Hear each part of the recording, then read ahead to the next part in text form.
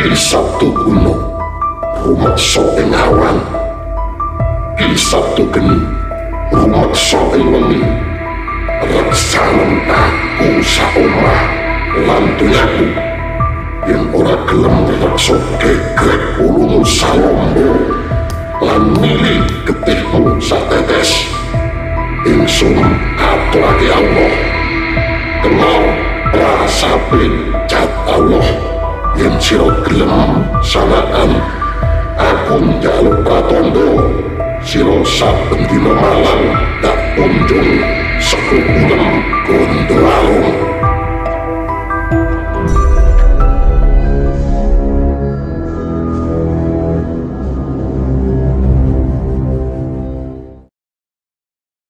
Bismillahirrahmanirrahim. Assalamualaikum warahmatullahi wabarakatuh. Rahayu. Saya doakan untuk sahabat Kitru Nova Mengasi manapun Anda berada selalu sehat, lancar rezeki dan dimudahkan segala urusan. Jangan lupa subscribe, tekan tanda lonceng sebagai bentuk notifikasi. Kita kawal terus bagaimana kisah perjalanan ijazah Bapak Jokowi yang terus-menerus dipersoalkan oleh Roy Suryo CS. Dan ini semakin menarik, semakin seru. Kita lihat kasusnya sudah masuk ke penyidikan. Setelah nanti orang-orang yang dipanggil ya dalam rangka penyidikan ini, dan apabila ada bukti-bukti yang sangat kuat yang mengarah ke tindak pidana, yaitu pidana penghasutan, pidana pencemaran nama baik, dan juga pidana Undang-Undang ITE, maka sudah pasti akan ada tersangkanya. Ya nggak mungkin sebuah kasus tidak ada tersangkanya. Nah, seperti yang saya sampaikan terdahulu, bagaimana sih terawangan saya tentang Roy Suryo dan teman-temannya ini? Nah, dulu juga pernah saya sampaikan bahwa Roy Suryo ini akan masuk penjara dan kasusnya di bulan Agustus ini kelar. Dan ternyata teman-teman, kasusnya ini molor. Bukan hanya 3 orang yang jadi tersangka, ternyata banyak sekali. Ya, ada 12 orang yang akan dipanggil. Salah satunya adalah Egy Sujana yang sudah lari ke Inggris. Nah, Egy Sujana ini juga sudah saya prediksi, saya terawang videonya menyendiri. Ya, Egy Sujana nanti akan tarik ulur ya. Menyuruh orang-orang ini maju. Setelah orang-orang ini maju, dia akan kabur. Dan ternyata benar apa yang saya sampaikan. Dan bahkan Egy Sujana ini tidak mau dicampur atau dikaitkan dengan apa yang dilakukan oleh Roy Suryo dan teman-temannya. Itu teman-teman. Jadi sudah hilang satu gengnya Roy Suryo. Selanjutnya, nah, saya juga sudah pernah membuat video tentang Abraham Samad, tentang Reply Harun, tentang Said Didu dan lain-lain. Dan yang sudah dipanggil dan memenuhi panggilan adalah Abraham Samad. Perlu kita ketahui bersama, Abraham Samad ini adalah mantan ketua KPK, yang mana kita tahu bersama juga beliau adalah ahli hukum. Ya, tentunya segala hukum pidana, hukum perdata, dia juga pasti sudah menguasai.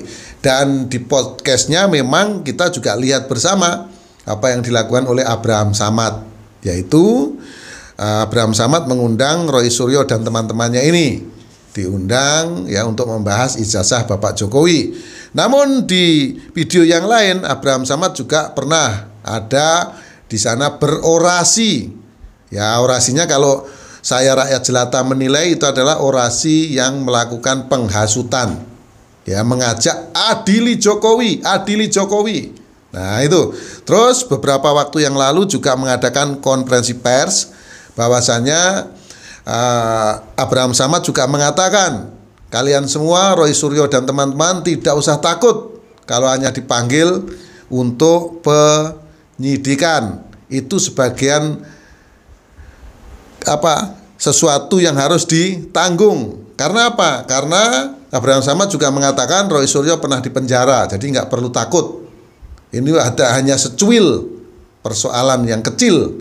Ini yang dinyatakan oleh Abraham Samad. Namun setelah Abraham Samad dipanggil dan di sini masuk ke penyidikan, nah, lain lagi kata-kata yang disampaikan oleh Abraham Samad, yaitu ini adalah suatu bentuk pembungkaman, suatu bentuk kriminalisasi, itu katanya.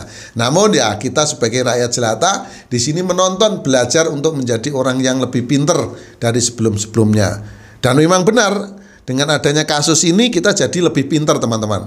Karena kita nonton perdebatan di televisi, ya, nonton perdebatan di media sosial lainnya, maka kita jadi lebih pintar. Nah, itu ya yang terjadi perkembangannya saat ini.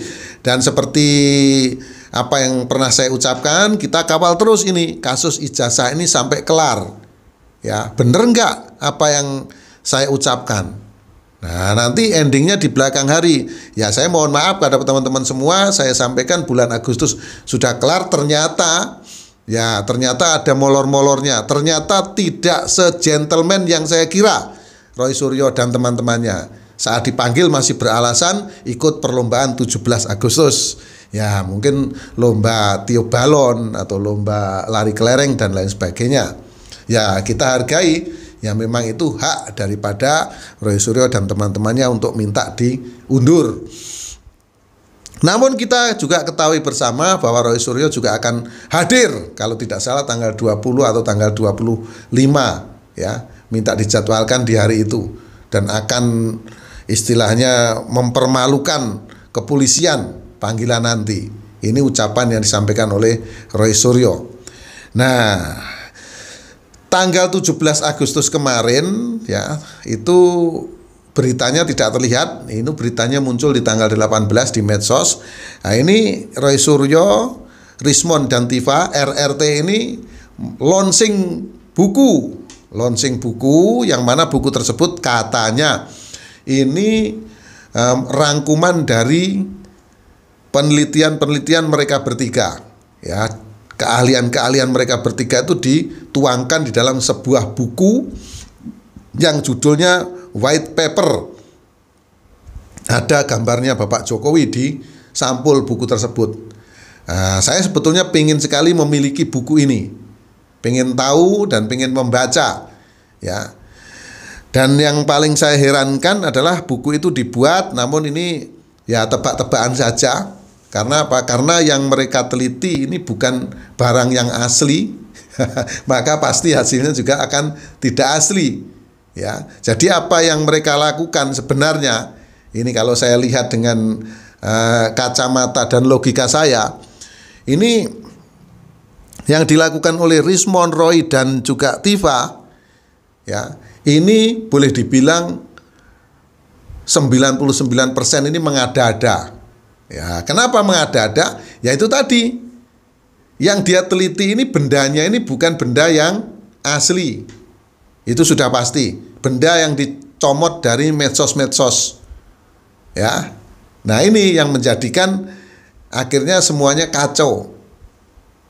Dan apa yang dilakukan Roy Suryo ini tidak ada istilahnya aturan mainnya seperti apa. Misalnya dia mau meneliti suatu barang milik seseorang, apakah dia izin dengan orang tersebut, izin dari pemiliknya, bahwa dia akan meneliti keasliannya. Ini sudah pasti tidak terpenuhi unsur itu. Karena kita ketahui bersama Pak Jokowi ya tidak mau, karena Pak Jokowi pemilik ijazah tersebut, ya tidak mau pastinya memberikan barang miliknya untuk diteliti-teliti. Ya untuk apa? Nah, perlu juga kita ketahui bersama bahwasanya UGM juga sudah mengatakan ijazah Bapak Jokowi asli. Sebenarnya ini sudah selesai. Ya, kalau memang mau menuduh ijazah Bapak Jokowi ini palsu, yang patut dipersalahkan pertama kali adalah UGM. Kalau ijazah lagi Bapak Jokowi ini palsu, yang patut dipersalahkan kedua adalah PDI Perjuangan sebagai partai pengusung sehingga ijazah tersebut dicalonkan untuk menjadi wali kota, gubernur, dan juga menjadi presiden. Ini teman-teman harus kita cermati. Jadi tidak bisa Pak Jokowi istilahnya yang dipersalahkan. Karena apa? Karena Pak Jokowi memang kuliah di sana dan ijazahnya itu diterbitkan di UGM tersebut.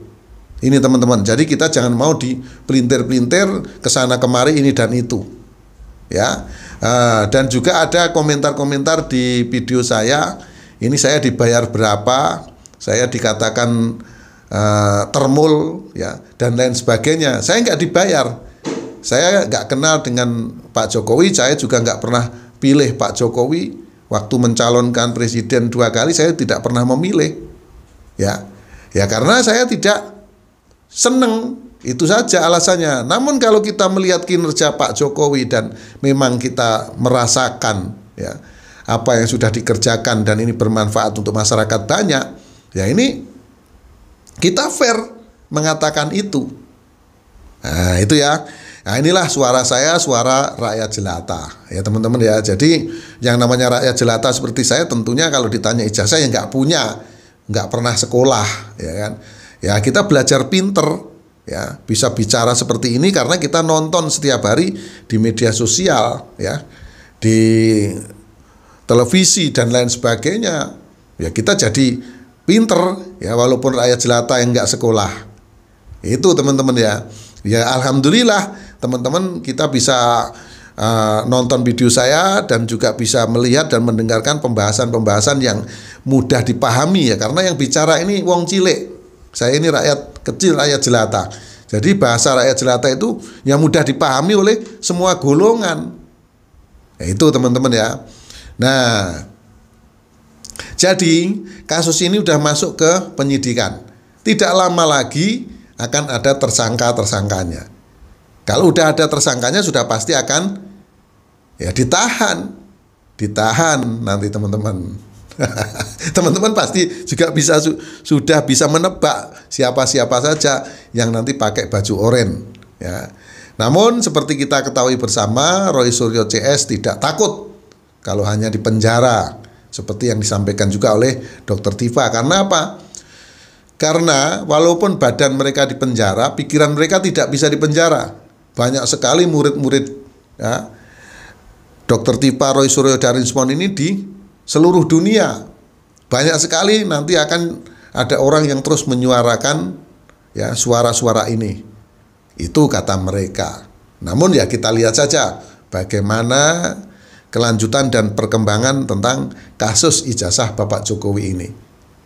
Ya, banyak sekali memang orang yang iri ya dengan keluarga Bapak Jokowi ini.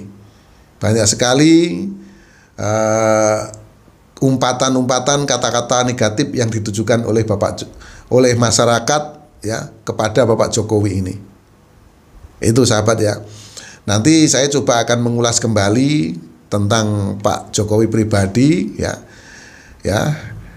di video sendiri, makanya biar jelas dan gamblang ya bagaimana kepribadian Bapak Jokowi menurut kacamata saya rakyat jelata. Nah itu sahabat ya. Dan saya yakin memang Roy Suryo dan 12 orang ini semuanya nanti akan jadi tersangka teman-teman. Karena apa? Karena kalau Abraham Samad saja mengatakan dikriminalisasi, Pak Abraham Samad ini adalah orang yang sangat paham betul dengan yang namanya hukum.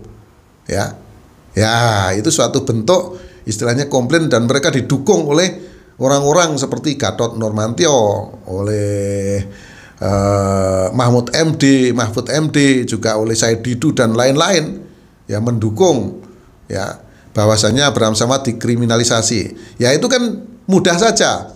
Saya sebagai rakyat jelata saja mudah. Ya kalau memang ini bentuknya tidak kriminalisasi, ya sudah. Ya dihadapi, ya memang ini sudah dihadapi sama Abraham Samad. Ini salut saya juga Abraham Samad mendatangi sana. Namun sayang sekali setelah keluar dari sana dia merasa dikriminalisasi. Ya Abraham Samad tinggal istilahnya bantah saja. Video itu bukan punya dia, itu orang lain yang bicara, kan begitu saja. Karena masyarakat sudah menonton nih Pak Abraham ya, sudah menonton video panjenengan. Ya yang bicara itu panjenengan, dan panjenengan di lain video yang podcast itu juga banyak. Ya, video yang istilahnya terus menyuarakan ya ketidaksukaan panjenengan kepada Bapak Jokowi ya. Ini penilaian dari saya, rakyat jelata. Ini Pak Abraham Samad ya. Kalau rakyat jelata saja sudah bisa menilai seperti itu, bagaimana dengan pihak kepolisian? Tentunya penilaian dari kepolisian juga lebih jeli ya. Juga pakar-pakar ya, tentunya seperti itu. Kalau memang Bapak Abraham Samad, ini pesan saya, tidak merasa melakukan menjelekkan, menggiring opini, melakukan penghasutan kepada Bapak Jokowi, ya tinggal di-counter saja. Ya, di-counter saja bahwa video itu bukan panjenengan yang ngomong. Ya, seperti halnya adili Jokowi. Jangan takut dipidana. Ya, itu kan menghasut panjenengan. Itu bicara saya loh, rakyat jelata. Nah, itu sahabat ya. Demikian yang saya sampaikan. Mohon maaf atas segala kekurangan, kata-kata yang kurang sopan mohon dimaafkan. Akhirul salam wabillahi taufiq wal hidayah. Wassalamualaikum warahmatullahi wabarakatuh. Rahayu.